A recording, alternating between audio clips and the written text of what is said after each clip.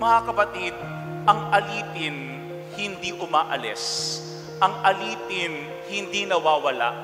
Ang alitin laging nandiyan tuwing siya ay kinakailangan ng kanyang amo, ng kanyang Panginoon. Yan ang unang paanyaya sa atin ni Maria. Sana bilang mga alagad ng Diyos, tayo din mismo nananatili. Kasi hindi naman lahat ng bagay na nangyayari sa ating buhay gusto natin.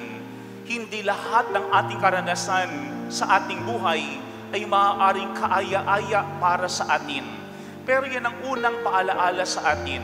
Hindi tayo pwedeng tawaging alagad kung tayo ay nawawala sa panahon ng kabiguan. Hindi tayo pwedeng tawaging alagad kung tayo ay lulubog at lilitaw. Hindi tayo pwedeng tawaging alagad kung tayo ay nagpapakita kung kailan gusto lamang natin.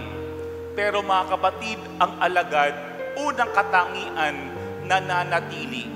Kahit sa mga panahon na ito ay mahirap para sa atin. Siguro mga kapatid, yan ang unang hamon sa atin. Si Maria, hindi man lubos na naunawaan ang mga nangyayari sa kanyang buhay. Hindi man lahat ay maganda sa buhay ni Maria, pero si Maria hindi nawala. Si Maria hindi umalis. Si Maria hindi nagtampo. Si Maria hindi lulubog at lilitaw. Si Maria hindi lamang nagpapakita kung kailan niya gusto at komportable para sa kanya. Kasi unang mahalagang katangian ni Maria ay yung kanyang pananatili.